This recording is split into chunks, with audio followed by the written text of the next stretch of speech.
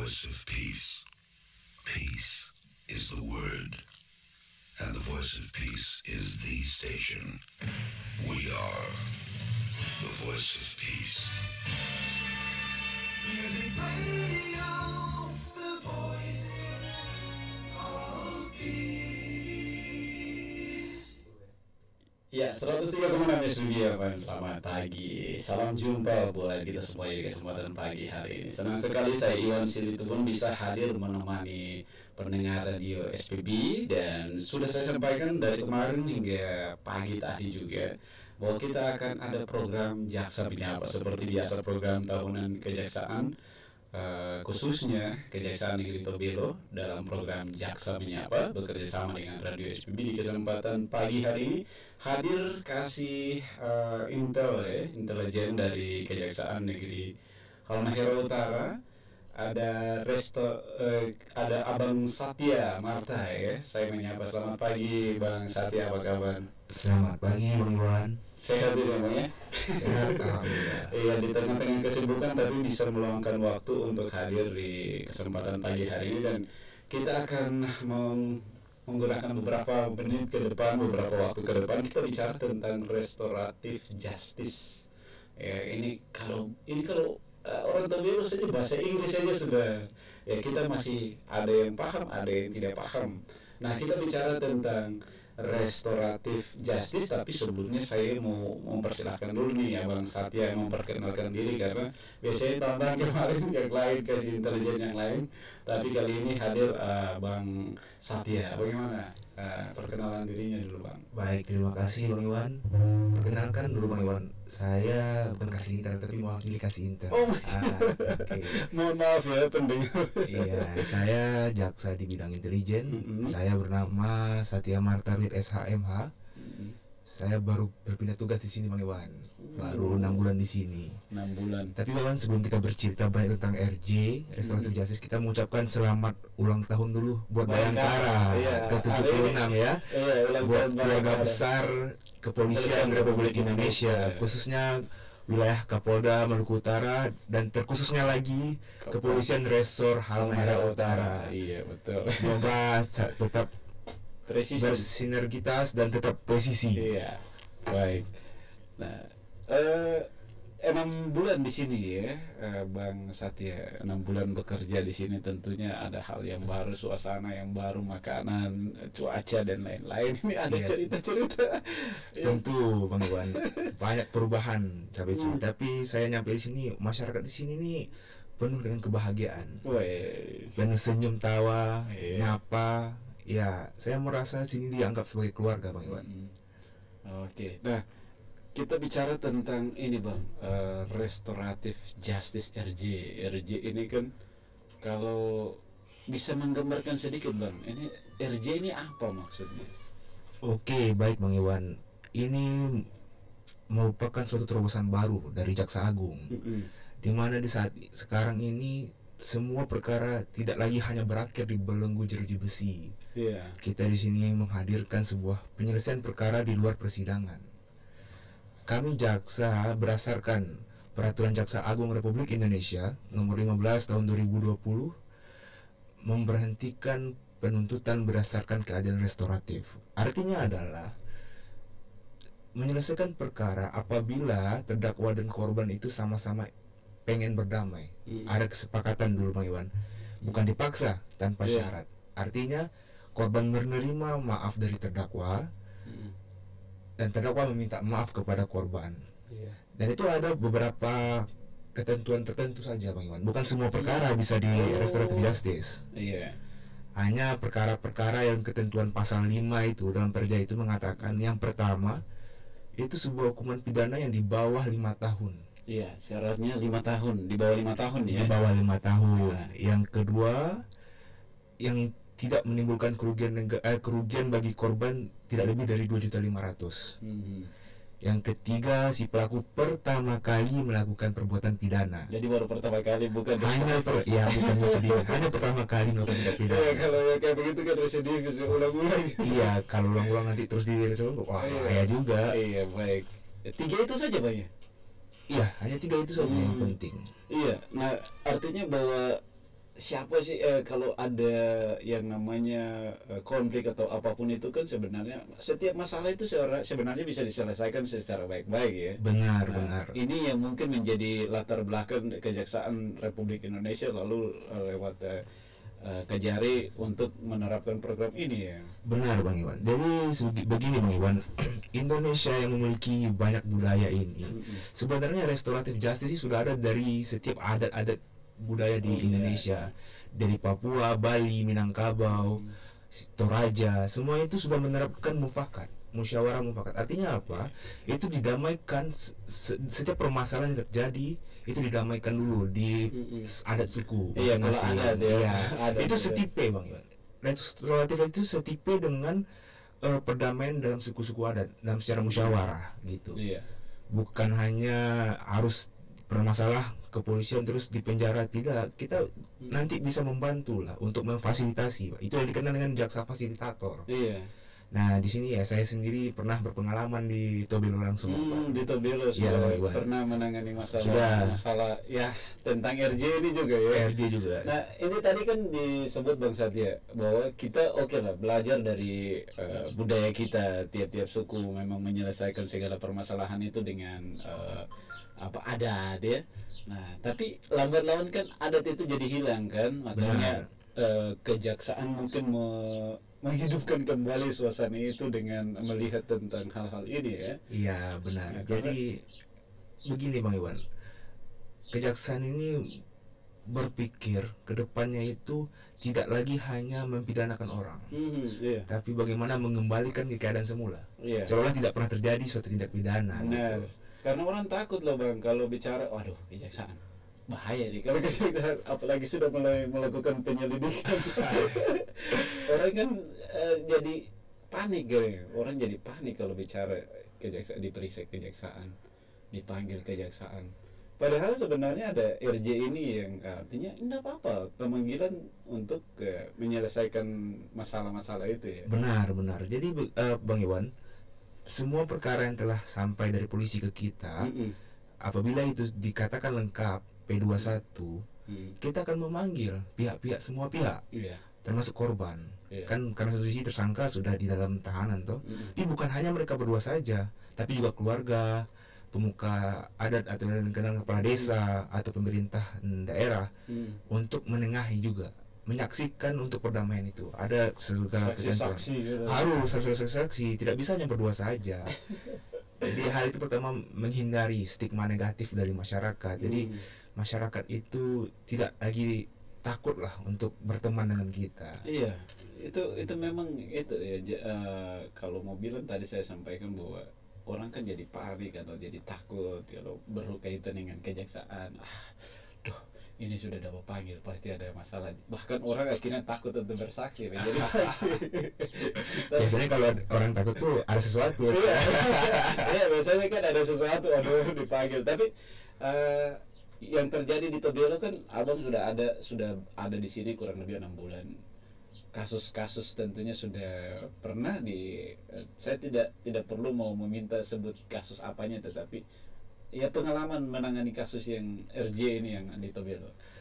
Baik, gini Bang Iwan, selama saya di sini, saya berhasil itu menyelesaikan 2 perkara RJ.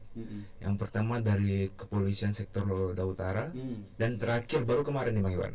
Oh kemarin ya? Iya kemarin tanggal 30 Juni itu dari kepolisian sektor Tobelo Selatan. Dan keduanya itu juga merupakan suatu tindak pidana penganiayaan 351 S1 KUHP. Karena hukumannya maksimal 2 tahun 8 bulan. 2 tahun 8 bulan. Itu yang maksimal dalam aturan KUHP gitu kan. Jadi apabila ini semua ini balik lagi dari Bang Iwan, kesepakatan dulu. Iya. Mau damai nggak korbannya? Kita tidak bisa maksa. Iya. Kalau korban bilang tidak mau damai, ya kita tetap lanjut ke persidangan. Begitu. Jadi 2 perkara ini alhamdulillahnya itu mereka keluarga tersangka, keluarga korban tuh sama-sama menerima maaf. Iya. Dan semuanya bisa diselesaikan dengan baik. Ini begini Bang Satya, kasus apa yang lari ke kejaksaan? Kasus-kasus seperti apa? Maksudnya kan kebanyakan kita masyarakat di sini kalau ada masalah larinya ke kepolisian, lapor di kepolisian dulu. Tapi ini kan bisa langsung sampai ke kejaksaan juga. Maksudnya tindak saya prosesnya gitu kayak gitu. Betul. Begini, bukan lari ke kejaksaan, semuanya bermuara dari kepolisian dulu. Semua harus diproses dari kepolisian dulu. Iya. Jadi semua perkara dari kepolisian dilimpahkan ke kita. Nah, di situ kita mulai memproses dengan RJ. Tidak langsung ya Bang Iwan. Iya. Kalau yang perkara langsung ke kita biasanya itu berkaitan dengan tindak pidana khusus. Oh iya. Dugaan-dugaan korupsi atau hal sebagainya. Itu baru langsung itu ke kejaksaan. langsung Itu langsung kejaksaan. kejaksaan. Tapi kayak tadi contohnya penganiayaan. Iya, gitu, itu bermuara polisi dulu pasti. polisi dulu. Kayak penipuan, pencurian, itu larinya ke kepolisian dulu. Begitu. Jadi tidak langsung jaksa mengambil alih, tidak. Kita berkoordinasi terus sama kepolisian, dengan penyidik-penyidik kita koordinasi terus. Iya. Makanya setelah P21 baru kita nanti merencanakan petunjuk dari pimpinan kami untuk usahakan RJ. Iya. Artinya apa? Kita mengembalikan dia lagi ke masyarakat.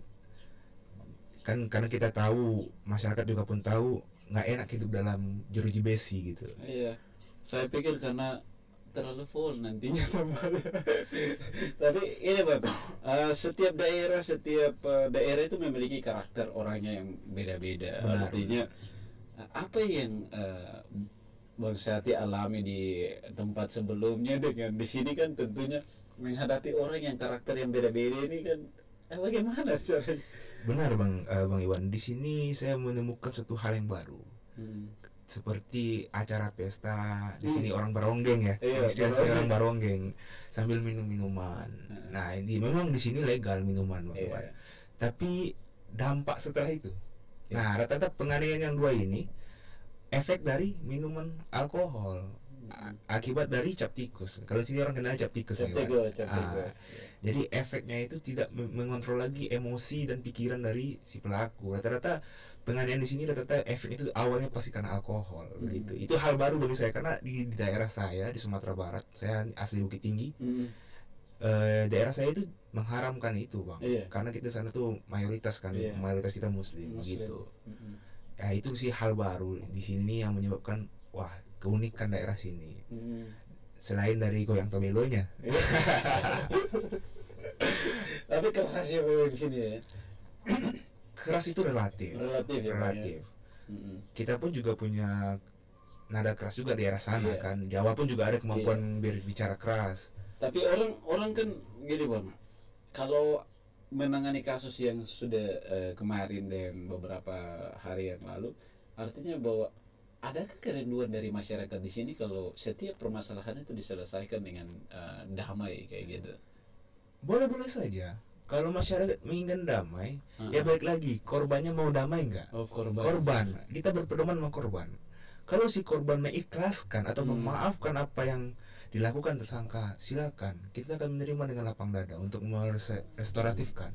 Restoratif ini bahasa dari Inggris emang, tapi Iya, maksudnya itu adalah musyawarah mufakat. musyawarah mufakat. Iya. Iya, jadi supaya adil saja seperti begitu, supaya Menegakkan keadilan. Kan menegak- kita tahu hukum itu ada tiga Bang. Heeh. Keadilan, kemanfaatan kan, dan kepastian hukum. Nah di sini kita mencari keadilan. Kalau mencari keadilan yang real itu tidak ada. Jadi sampai kayak misalnya minta ganti rugi begitu, kayak begitu itu kan diurus di RJ ini juga ya. Boleh kalau seandainya si korban minta ganti rugi, tapi yang masuk akal gitu loh, yang tidak dengan kesempatan pula bagi korban untuk Iya. meminta lebih. Kan saya bilang tadi kerugian tidak boleh lebih dari 2.500.000. Iya. Boleh Bang, kalau seandainya korban meminta kan ganti rugi kepada tersangka, tersangka sanggup, nah itu bisa salah satu dasar kita untuk menyelesaikan perkara di luar persidangan. Begitu. Jadi setelah itu kan ada beberapa macam administrasi kita. Selesai itu baru kita bisa mengeksekusi keluar tersangka untuk kembali ke masyarakat. Itu hanya butuh waktu sekitar 1 minggu sampai 10 hari lah. Ya, kalau mediasi ini artinya kejaksaan mediasi. Benar. Nah, kalau ini tidak, maksudnya pertemuan sekali berapa lama? Maksudnya butuh berapa lama untuk bisa RJ ini maksudnya? Pengalaman saya Bang, saya selalu berkoordinasi dengan penyidik. Saya bilang seperti ini, sebelum perkara ini saya terima atau saya nyatakan lengkap, saya bertanya dulu, apakah mereka mau damai? Karena dalam berkas kepolisian itu harus ada damai dulu.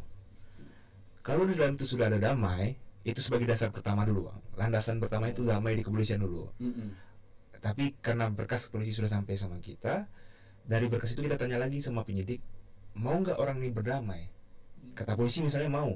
Ya udah, ketika saya tahap 2 kan, P21, saya periksa lagi kan tersangka dengan barang bukti.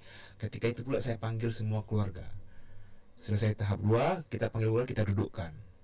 Kita dudukkan saya sebagai jaksa fasilitator. Ya, itulah dengan nama RJ tadi. Itu sesuai dengan perintah Jaksa Agung Muda Tindak Pidana Umum untuk mempertahankan atau mengenyampingkan pidana demi keadilan masyarakat.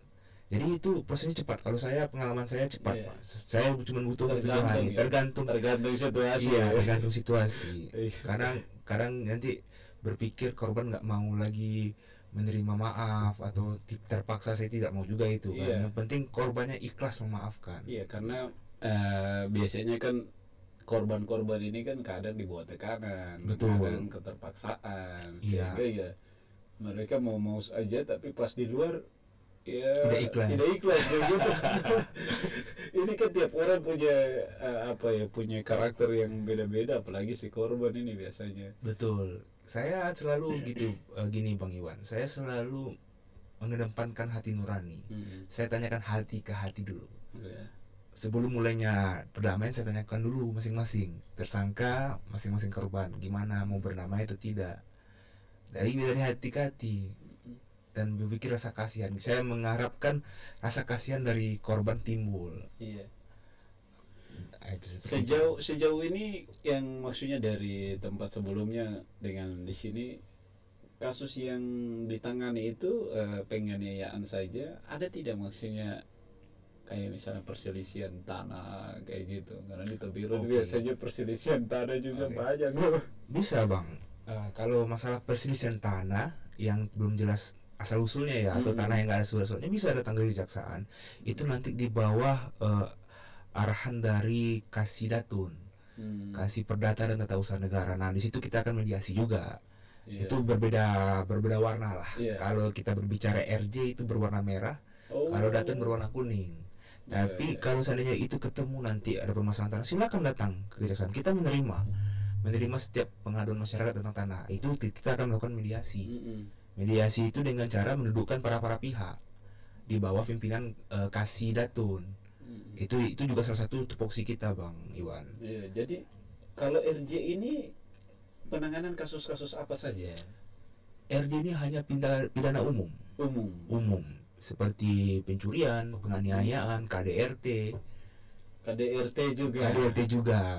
Kalau istrinya mau memaafkan tapi sudah terlanjur melaporkan, karena seperti itu Bang Iwan, sudah terlanjur melaporkan, sudah jadi berkas, ya kepolisian tidak bisa berhenti lagi, makanya kita yang harus berhentikan. Biasanya kan orang namanya kasusnya kalau sudah dilaporkan, sudah BAP ke kepolisian, itu kan bisa pergi batalkan di kepolisian dulu ya sebelum ke kejaksaan ya.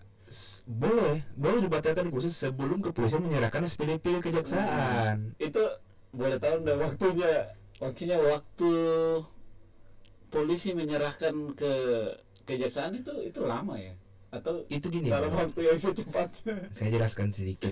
Dari surat perintah penyidikan dari penyidik itu ke SPDP, surat perintah dimulai penyidikan itu jaraknya 1 minggu. 1 minggu. Nah dalam 1 minggu itulah, kalau seandainya nggak jadi mau naik ya damaikan di sana. Oh iya. Gitu. Jadi waktu 1 minggu itu waktunya RJ bukan RJ kita di kepolisian. Iya, kan? kepolisian. Artinya RJ di kepolisian mereka mendamaikan di sana boleh, asalkan sebelum masuk ke kita. Kalau polisi sudah menyerahkan SPDP kita, mau nggak mau perkara itu kita proses terus. Begitu. Ini ibu-ibu ingat deh. Iya, jadi maksudnya kan kita kan tidak paham tentang prosesnya itu. Proses misalnya kalau di kepolisian sebelum berkas dilimpahkan ke kejaksaan itu kan 1 minggu ya. Harusnya kan kalau ada KDRT ya selesaikan segera pembatalan di kepolisian dulu sebelum ke sana. Kalau sudah ke sana ya RJ juga ya. Artinya enggak apa-apa sih kalau sudah ke sana. Tinggal RJ itu tadi. Kepolisian juga punya RJ Bang. Kepolisian, kejaksaan, pengadilan yang terbaru juga mempunyai RJ, restoratif justice. Kita bertiga punya, tapi cara dan bagaimana proses Iya. itu berbeda. Iya. Kalau kita dari sebagai yang saya sampaikan tadi, ke pengadilan nanti di persidangan mereka melakukan RJ.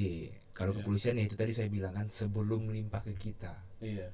Tadi pencurian, penganiayaan, KDRT. Kalau terkait dengan pelecehan seksual gimana, Bang? Wah, begini Bang Iwan, pelecehan seksual ini kalau saya pengalaman saya di sini, Iya. kebanyakan tuh korban anak. Iya. Korban tuh di bawah umur. Iya. Kalau undang-undang di bawah umur tidak dibolehkan untuk didamaikan. Iya. Oh, gitu. Iya. Artinya saya Artinya itu tidak bertanya, bisa. Tidak bisa. Tidak ya? bisa karena efek jangka panjang. Dampak psikis dari anak korban kekerasan seksual ini akan tertahan terus sampai dia dewasa. Jadi itu Iya. tidak akan mungkin dan tidak akan bisa untuk diherjikan. Iya, dan tidak bisa ganti rugi juga itu. Benar. Ya, Itu- karena itu sudah Iya. satu kali seumur hidup lah. Iya, kata benar, orang. benar. Iya. Iya, dan artinya yang tadi Bang Satya sampaikan bahwa memang kalau di kita di Halmahera Utara ini efek dari minuman keras ya itu menimbulkan perselisihan KDRT, pulang pukul Iya, pukul dan istri, iya baku pukul istri ya, pukul suami ya. sebaliknya. Iya. Iya. Tapi kalau yang namanya pelecehan ya itu urusan lain lagi karena ada undang-undang tentang pelecehan seksual. Iya, undang-undang terpisah. Undang-undang Iya. perlindungan anak itu sangat menekankan batas minimal hukuman tuh 5 tahun, Bang. Hmm. Nah, kalau minimal 5 tahun artinya nggak akan mungkin di bawah itu hukuman akan diputus di pengadilan. Jadi pimpinan menyampaikan tidak akan mungkin bisa di RJ-kan. Nah, ini tuh rata-rata kan ya di sini kebanyakan orang pacaran berakhir dengan hubungan, tapi orang tua tidak terima melaporkan ke kepolisian. Rata-rata itu pengalaman saya di sini. Iya. Nah, kalau kasus-kasus seperti ini kan intinya hanya berpatokan pada 3 hal tadi yang di awal-awal itu Bang ya. Artinya bahwa kerugian itu tidak sampai 2.500.000 2.500.000 gitu. tersangka pertama kali melakukan tindak Iya. pidana. Nah, bagaimana dengan misalnya yang bukan pertama kali tapi sudah ulang-ulang KDRT misalnya? Itu tadi yang dikatakan residivis tuh, Iya. tersangka yang telah berulang kali melakukan tindak pidana. Karena kita tuh sudah, nama orang yang melakukan tindak pidana itu sudah tersistem, Bang. Di kepolisian, kejaksaan, pengadilan sudah tersistem. Nama sudah masuk. Sudah masuk. Makanya saya selalu bilang sama pihak-pihak yang telah saya damaikan kemarin, kamu kalau melakukan perbuatan lagi, saya tidak akan bisa menamaikan lagi.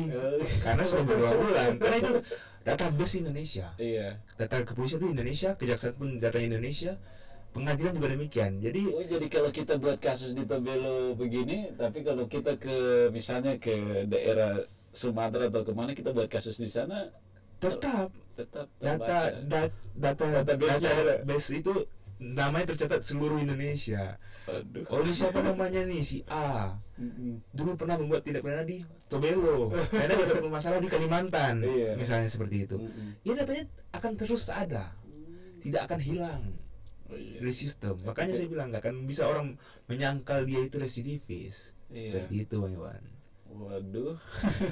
Saya pikir setiap daerah ya artinya beda-beda, tapi memang sekarang sistem integrasi satu pintu satu data itu artinya bahwa ya gini lah perubahan perlahan kita sudah di dunia Iya. online, berarti semua sudah saling terkoneksi ya. Betul. Ya itulah gunanya SKCK tadi kan. SKCK itu melihat pasti data-data orang pernah melakukan tindak pidana atau tidak gitu. Makanya semua orang yang pernah melakukan itu di daerah lain manapun dia tetap namanya tercatat. Soalnya kan ada saya pernah ngurusin kasus juga, tapi ketika istri melaporkan ke kepolisian, Ya. itu suami sudah masuk, sudah di sel di kepolisian. Tetapi ketika kita pergi ke sana, ya ini lagi maksudnya si istri kayak gimana gitu langsung, padahal babak belur. Kekasian ya. Iya, istrinya membebaskan lagi. Ini kita bilang, ih sudah satu kali, kedua kali juga demikian. Ini maksudnya akhirnya kita malas urus yang begitu dari saudara kan. Jadi malas urus pulang saja. Artinya kasus-kasus seperti begini kalau diulang-ulang ya proses saja kan kayak begitu ya. Kalau khusus KDRT ya, ini kita berbicara KDRT. Iya. KDRT ini kan sebuah delik aduan, Bang Iwan. adanya tindak pidana KDRT ini karena diadukan atau disampaikan oleh Iya. pihak yang merasa korban. Kalau suatu saat dia ingin suaminya keluar lagi lah seperti cerita Bang Iwan Iya. tadi, dia bisa menarik aduan tersebut dan perkara selesai. Sudah damai Sudah sendiri. damai, cara namanya kepolisian itu namanya ditarik delik aduan. Iya. Nah itu makanya saya bilang, pusing saya, kata Bang Iwan tadi kan, sudah saya laporkan ternyata ujung-ujungnya istrinya dimaafkan. Iya. Bang Iwan pengen diproses, ya itu balik lagi hati nurani korban. Kalau Iya. korban mau cabut delik aduannya, mencabut laporannya, ya bisa aja selesai. Iya. Beda Kepolisian. dengan misalnya penganiayaan. Kalau penganiayaan ini kan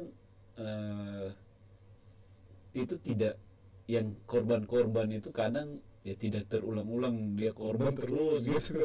Iya. Dia korban dipukul terus, pesta di sana dia dipukul terus kan tidak mungkin. Tidak mungkin. Iya, tapi ada yang pelaku itu kan biasanya ulang-ulang terus, maksudnya dia yang residivis, lalu korban yang orang-orang yang baru, itu bagaimana? Kalau korbannya orang baru tetapi pelakunya Iya tetap bisa diproses terus. Korbannya mau baru atau yang lama nggak masalah, yang penting tersangkanya itu, tetap itu orangnya.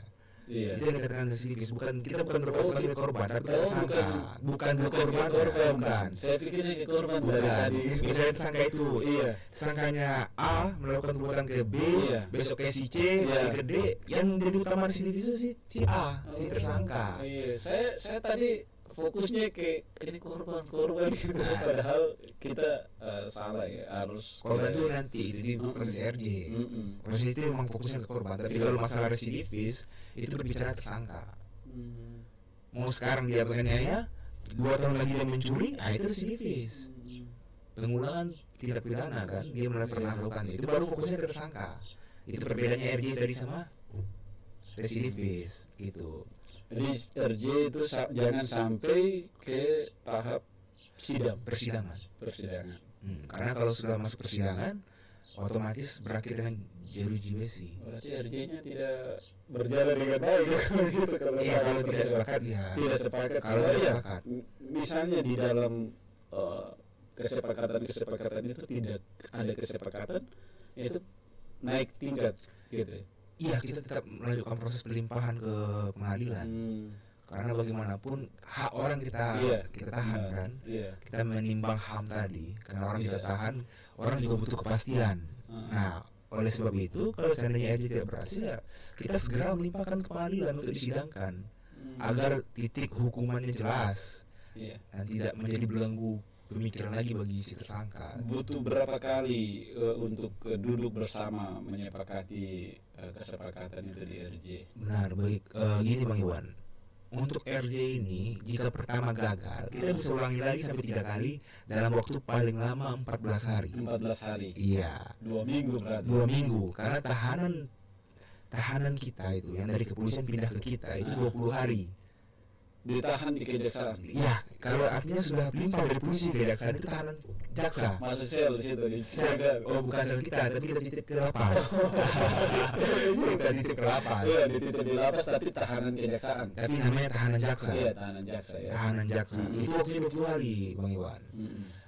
Itu diatur dalam KUHP itu ya, aturan kita jelas mengatakan bahwa jaksa itu boleh nahan selama 20 hari dan bisa diperpanjang jika dibutuhkan. Iya. Nah makanya RJ tadi itu batas waktunya di pasal 9 Perja 15 2020 itu jelas hanya butuh waktu itu selama maksimal 14 hari. Itu untuk menghindari stigma negatif arti kata ada oknum jaksa yang minta sesuatu, padahal kita menyelesaikannya tanpa syarat, tanpa ada iming-iming sesuatu. Begitu Iwan. Iya, karena di kejaksaan sekarang ada program apa daerah wilayah Iya, WBK ya. Iya.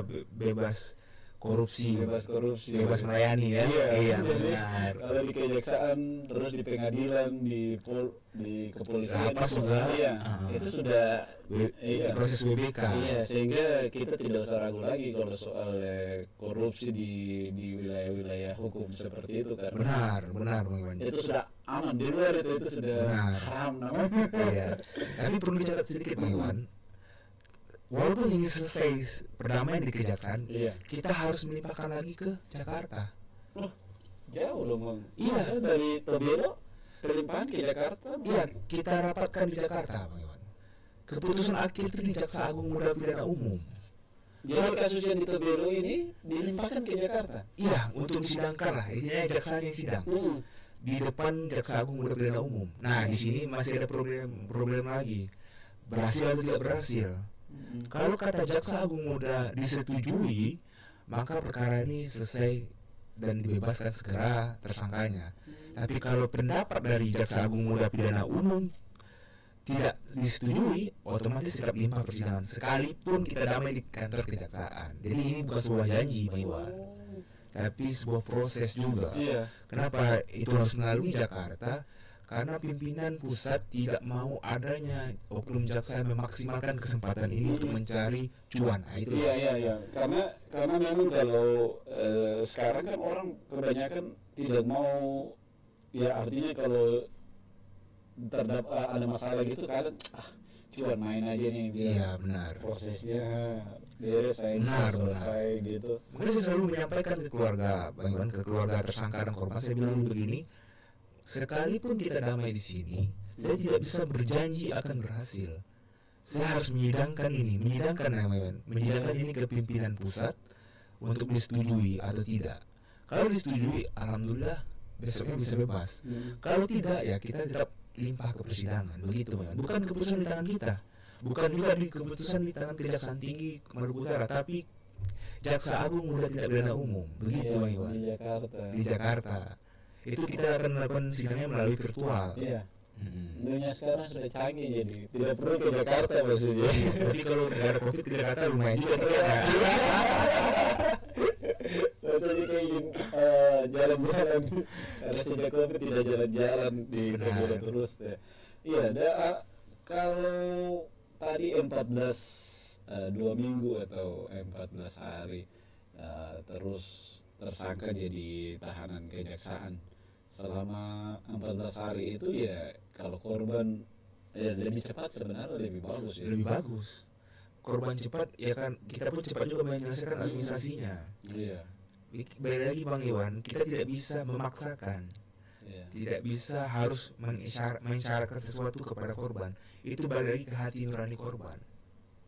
Makanya Jaksa Agung sekarang, Bapak Profesor Burhanuddin mengatakan yang dibutuhkan itu adalah hati nurani, kedepankan hati nurani. Di jaksa itu tuntut kedepankan hati nurani, begitu. Waduh. Tidak menghukum saja, tapi membina juga masyarakat. Iya. Seperti itu. Iya, kayaknya sudah ada perubahan sih kalau melihat. Akhirnya kan orang bukan jadi kayak lihat jaksa, namanya jaksa itu wah menghindar atau apa, tetapi sudah lebih kepada lebih familiar lah, artinya lebih dekat dengan masyarakat lagi dalam program-programnya kayak gitu ya. Benar, Bang Iwan. Makanya setiap kita ada sesuatu panggilan ya silakan datang kan. Gak perlu takut lah sama jaksa. Kita siap melayani apapun keluhan masyarakat di bidang hukum. Baik itu mau masalah rumah tangga, tanah, ataupun masalah desa, minta penyuluhan hukum segala macam, ya kita siap memberikan fasilitas itu.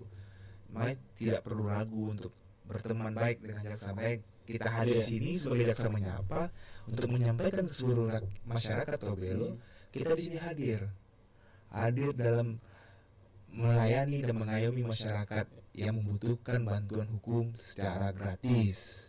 Begitu, Bang Iwan. Jadi kalau kita ada kasus-kasus atau masalah-masalah terkait dengan hal-hal yang umum ya, kekerasan dan lain-lain, itu kita tidak bisa langsung ke kejaksaan ya, kita harus ke Polres dulu. Betul, gitu. itu harus ke kepolisian, Bang Iwan. Yang berkaitan dengan umum langsung ke kepolisian. Tapi kalau kita misalnya oke lah, tidak mau bilang ini karena hari ini ulang tahunnya kepolisian. Misalnya kalau ke kepolisian terus belum dimediasi dengan baik, tidak ada mediasi, apakah di luar itu mereka boleh misalnya minta konsultasi dengan kejaksaan gitu? Nah, itu saya bilang tadi, Bang Iwan. SPDP masuk itu biasanya pengalaman saya ya di Tobelo ini. Penyidik selalu berkoordinasi dengan jaksa, minta pendapat jaksa. Gimana nih harusnya, Pak? Apa yang harus ditambahkan, apa yang kurang? Mereka nggak mau damai ini, Pak. Apa solusinya? Kita itu koordinasi terus. Polisi itu koordinasi sama kita terus, Bang Iwan. Jadi selalu berbicara masalah perkara ini sejauh mana, kekurangannya di mana, kesulitannya penyidik di mana. Nanti kita selalu akan saling membantu lah, saling membantu memberikan arahan agar perkara itu jelas dan untuk siap untuk disidangkan, begitu Bang Iwan. Iya, kalau kronologis orang kan biasanya jika ditanya itu kan kadang wah jadi omong sudah tak karuan. Maksudnya kayak kronologis misalnya pemukulan gitu. Tuh kalau ditanya kronologis apakah mereka juga kayak kasus-kasus seperti begitu kalau mereka ditemani oleh ada pembela hukum atau Pengacara, lawyer. Lawyer gitu gimana Bang? Boleh. Lawyer boleh hadir untuk menemani mereka kalau yang mereka takut itu sudah suatu hal yang ditentukan dalam KUHP Bang Iwan. Dia boleh menghadirkan penasihat hukum ya. Nah di sini namanya lawyer ya atau pengacara. Mereka boleh menghadirkan pengacara untuk menemani mereka untuk memberikan keterangan. Ya mungkin salah satunya menghilangkan rasa takut atau mengingat kembali peristiwa yang terjadi kan, flashbacknya lagi itu butuh seseorang yang menemani dia di kepolisian. Boleh saja. Itu hak korban dan hak tersangka pun untuk didampingi oleh lawyer, begitu Bang Iwan. Lawyer atau LSM gitu yang peduli tentang hukum gitu. Oh, kalau untuk kepolisian biasanya yang diterima tuh penasihat hukum. Penasihat hukum, hukum betul. Karena biasanya ya ada LSM atau ada organisasi-organisasi yang juga membela kayak kasus-kasus seperti begitu, mereka juga berkuar-kuar di depan kejaksaan. LSM itu hanya menyampaikan aspirasi Bang Iwan. Aspirasi disampaikan ke kepolisian, tapi untuk duduk dalam pemeriksaan mereka tidak bisa masuk kecuali mereka tuh diperiksa juga baru LSM bisa masuk. Karena itu kewenangan kepolisian lebih banyak Bang Iwan. Saya tidak bisa membahas secara gila karena itu lebih kepolisian. Nanti kalau kejaksaan begitu juga. Kalau LSM itu datang ke kejaksaan kita terima Bang Iwan laporan mereka. Kita dudukkan mereka, kita dengarkan cerita mereka. Makanya LSM pun bisa hadir di kejaksaan ya. Mungkin kebanyakan ya Bang Iwan ya, di Tobelo ini LSM itu datang masalah kerugian negara atau dugaan korupsi lah. Hadir. Begitu. Nah ini kita juga mendengarkan pendapat mereka seperti itu. Iya. Jadi tidak semua yang datang karena kasus yang sama-sama, tapi ya gitulah kalau di LSM. Oke, Bang, ini sejauh ini kemitraan yang dibangun dari kejaksaan dengan di luar, misalnya di luar kejaksaan apa? Siapa-siapa saja yang mau bangun sinerginya? Oh begitu. Ini sinerginya semuanya berkaitan Bang Iwan. Dari kepolisian, kejaksaan, pengadilan, sampai ke lapas. 4 sistem peradilan ini, yang sistem penyelesaian hukum di Indonesia ini harus bersinergitas. Kita tuh harus saling membantu Bang Iwan. Tidak bisa terpisah satu sama lainnya. Itu punya integritas yang tinggi. Dari kepolisian, kejaksaan, pengadilan, dan lapas itu jadi satu kesatuan yang utuh. Dalam hal ini tidak menyampingkan PH tidak. Penasihat hukum juga bisa jadi partner dalam memberikan pendapat hukumnya untuk penyelesaian perkara ini. Ya, jaksa pun welcome hal demikian. Jadi untuk RJ ini juga ada berkaitan satu sama lainnya. Dari kepolisian juga karena kita minta bantuan tim dari kepolisian sampai kita jaksa, nantinya kita RJ kan, dan kita juga minta bantu ke lapas untuk menitipkan tahanan jaksa tadi Bang Iwan. Nah ke pengadilan untuk dilimpahkan juga nantinya saatnya kalau RJ tidak berhasil begitu. Jadi itu mitra itu tetap selalu abadi ya Bang Iwan, nggak akan mungkin terpisahkan sampai Indonesia diruntuhkan. Nah kalau misalnya orang tidak berani misalnya ada kasus ya, ada yang mau melapor saja gitu, misalnya secara hotline gitu, itu ada boleh itu juga? Boleh, kita juga menyediakan hotline di website atau di punya Kejaksaan Negeri Tobelo itu ada ininya, Facebook apa gitu? Oh iya, semua ada. Melihat perkembangan up to date dari kita juga ada Instagram, Kejari Halut, ada Facebook, Kejari Halut juga, ada YouTube-nya juga Bang Iwan. Nah, itu kasus-kasus semuanya update. Semua kegiatan jaksa. Kalau ingin mengetahui tentang kejaksaan Halut bisa menengok di sana. Atau ingin menengok proses RJ kemarin, sudah kita update. Dan terbaru semalam diupdate ulang oleh Kejaksaan RI, centang biru. Artinya apa? Halut sudah menyampai nasional. Kita sudah tidak lagi seperti orang yang tidak dianggap, tapi kita ini sudah maju ke depan. Oh ya, masyarakat Indonesia melihat Halut. Oh ini ya Halut Tobelo, karena kalau di post sama website resmi, artinya Iya. Indonesia melihat. Hmm. Kalau kejadian halus saja mungkin ya hanya terbatas oleh orang masyarakat Toba saja atau Maluku Utara toh. Tapi di sini dengan keberhasilan RJ itu dan diupdate ulang lagi oleh Kejaksaan RI, saya rasa Indonesia telah melihat Toba loh. Jadi tinggal kita mau komen-komen silakan saja ya. Silakan, Nanti iya. ada direspon oleh adminnya di sana. Ada di sana, ada Kalau kita juga. iya, ada kasus-kasus yang mau dilapor, yang penting itu biasanya kalau lapor-lapor begitu kan bukan asal nama lapor, tapi harus menyiapkan berkas-berkas Betul. yang Data-data pendukung. data-data pendukungnya. Karena nanti gini Bang Iwan, kalau hanya melaporkan saja tidak ada data-data Iya. bukti pendukung, nanti bisa lari ke pencemaran nama baik. Diserang balik lagi ya, Bang. Diserang balik lagi. Nah, kalau pencemaran nama ini kan kasus misalnya pencemaran nama baik di media sosial itu juga masuk di untuk ke penyelesaian RJ ini juga. Itu bisa Bang. Bisa, ya? Tapi prosesnya jalan dulu di kepolisian. Iya, oke, Bisa. di kepolisian. Bisa. Tapi kalau yang saya tahu biasanya sekarang itu yang saya tahu saya ya, itu RJ ini juga di tingkat desa sebenarnya juga kepala desa punya peran juga sebenarnya. Nah iya, betul Bang Iwan, betul sekali. Di sini harusnya setiap permasalahan di desa itu kepala desa dulu yang menengahi. Iya. Iya kan? Ya bagaimana caranya agar tidak naik perkara ini? Iya, saya berpikirnya kan begitu. Ya itu tadi saya bilang dari awal tadi, sejarah RJ sebenarnya sudah melekat di budaya Indonesia, budaya musyawarah mufakat di beberapa daerah. Ya Tobil pun juga kayak Iwalamo, tempat orang berdiskusi, bermusyawarah. Nah, rasa saya musyawarah itu bisa di mana-mana saja. Iya. Tetapi untuk khususnya desa dipimpin oleh kepala desa, Iya. penengah bukan Iya. menjadi orang yang melaporkan atau orang yang sudah lapor sudah ke polisi, jangan. Iya. Malah sih kepala desa itu harus menjadi penengah. Kalau rasanya kepala desa tidak sanggup, ada camat lagi. Jadi kayak gitu loh, Bang. Iya, jenjangnya seharusnya seperti gitu. Betul. Karena saya pernah mengalami yang namanya kasus pencemaran nama baik, tapi itu langsung ke kepolisian. Jadi karena ke kepolisian, surat pemanggilan ke kepala desa. Iya, karena kepala desa itu sebagai saksi biasanya. Iya, nah kepala desa kan, ya artinya saya berteman dengan salah satu kepala desa. Kepala desa itu akhirnya kan, aduh ini malah nantinya kan membuat nama desa jadi tidak menjadi, artinya kalau mau dibaca itu kayak desa ini akhirnya ketahuan bahwa banyak kasus. Makanya di daftar mungkin di kepolisian ini desa ini orang ini banyak masalah yang timbul di sana. Nah, Sebenarnya tidak begitu sebenarnya Bang Iwan. Bukan jadi desa yang jelek, bukan. Karena gini, setiap permasalahan pidana atau masalah perbuatan pidana yang terjadi di setiap daerah itu, setiap orang tuh berhak langsung melapor ke kepolisian. Berhak, tanpa harus damai dulu. Kalau dia merasa dia dirugikan lebih, dia bisa langsung ke kepolisian. Itu haknya masyarakat. Nanti diproses dan dipanggil kepala desa itu sebagai saksi, benar nggak ini masyarakatnya, gitu loh. Apa yang saudara ketahui tentang kejadian ini, sepertinya kan kepolisian begitu biasanya nanyakan, gitu loh. Jadi bukan berarti itu jadi stigma buruk bagi desa, bukan. Iya, biasanya ada kepala desa yang berpikir begitu, Bang.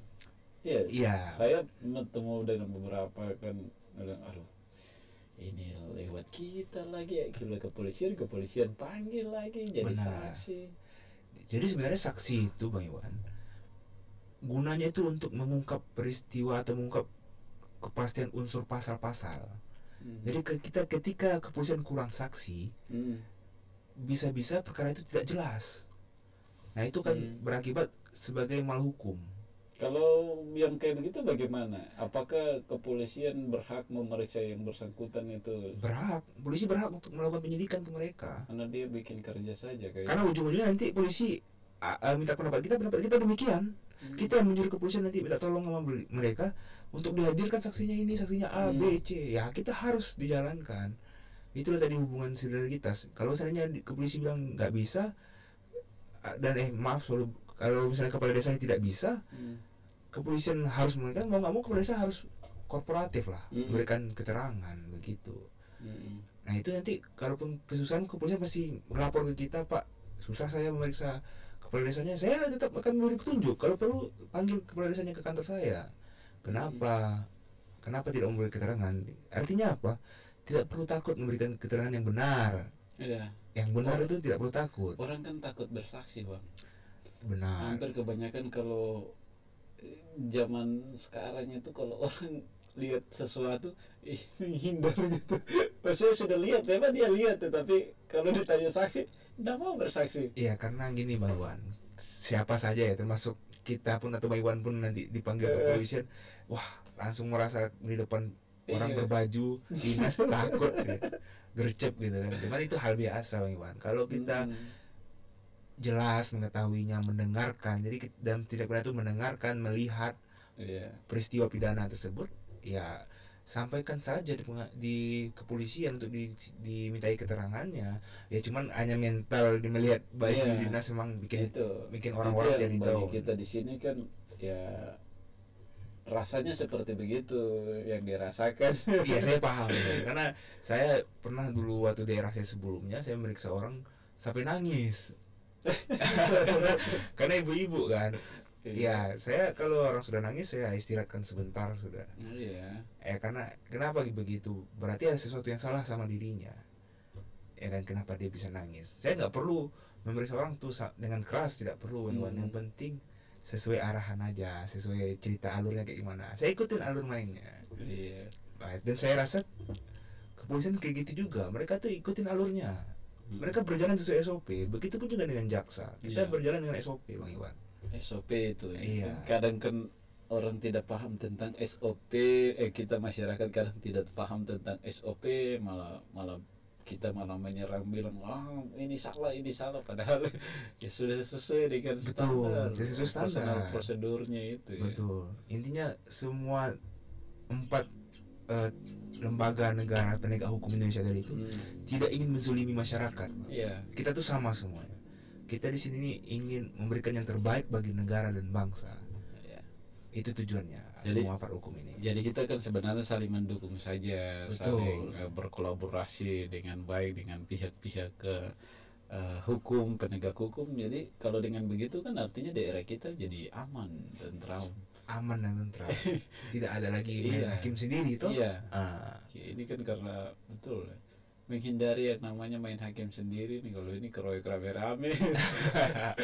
Nah kalau misalnya keroyok rame-rame itu yang penting ada saksi, boleh deh, bisa diangkat semua rame-rame juga. iya angkat. Bisa diangkat semua. Ataupun nanti perkaranya bisa di-split. Si tersangka bisa jadi saksi. Nah, itu namanya saksi mahkota. Ah, Itu bisa. Kalaupun seandainya kurang saksi ah. dari para tersangka ini bisa Oh, jadi iya. saksi. Iya benar. Dia yang kasih tahu yang ini. Iya, dia yang ceritakan lagi itu bisa, Bang Iwan. Oke bang. Oke bang. Terakhir yang abang mau berikan himbauan atau ini ke masyarakat apa ini terkait dengan RJ, karena kita sudah kurang lebih 48 menit sudah. Wah, tak kerasa Bang ya. Mana tadi hari Jumat juga kan? Iya. Tahu semua diberkati kan? Iya, itu dia bang. Baik, kami dari Jaksa Menyapa, dalam hal ini saya Jaksa Satya Marta Ruhyat, saya menghimbau masyarakat apabila butuh bantuan hukum atau pengen penyelesaian perkara dengan baik dan benar, dan baik lagi dengan cerita kita tadi, adanya perdamaian, kita akan melakukan penyelesaian di luar dari persidangan dengan cara restoratif justice atau penghentian penuntutan berdasarkan keadilan restoratif. Dengan demikian, Jaksa Tobelo, Jaksa Kejari Halmahera Utara di sini hadir untuk menerima masukan, menerima laporan, menerima keluhan masyarakat apapun itu yang terkhususnya di bidang hukum, baik di bidang tanah, di bidang hubungan masyarakat, walau ataupun di bidang pemerintahan.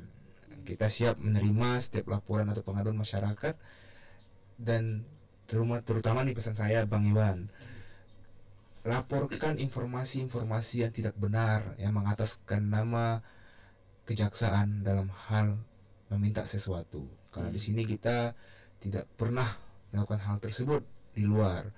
Kita mempunyai hotline yang sedang setiap hari, rasanya radio Bang Iwan ini menyampaikan, dari pimpinan saya menyampaikan pengaduan masyarakat di hotline yang tersedia. Untuk itu kantor kita masih tetap di sana Bang Iwan, masih di Desa MKCM di sebelah Kodim. Kita menerima masyarakat, tidak perlu takut karena di sini kita akan layani dengan penuh senyuman oleh teman-teman di Kejaksaan. Saya ucapkan terima kasih. Baik, terima kasih banyak kehadirannya untuk kesempatan hari ini ya. Baik, terima kasih Bang Iwan. Dan ini hari Jumat juga ya, mempersiapkan diri juga untuk sebentar sholat Jumat ya. Iya. Iya, terima kasih banyak sekali lagi buat Kejaksaan Negeri Tobelo Halmahera Utara, buat semuanya yang lagi bertugas di kantor juga. Selamat pagi dan selamat pagi buat pendengar semuanya. Semoga dialog hari ini Jaksa Menyapa ya bisa bermanfaat bagi kita semuanya. Kita ketemu lagi nanti di Jaksa Menyapa di episode berikutnya. Selamat pagi semuanya. Selamat pagi. Sampai jumpa.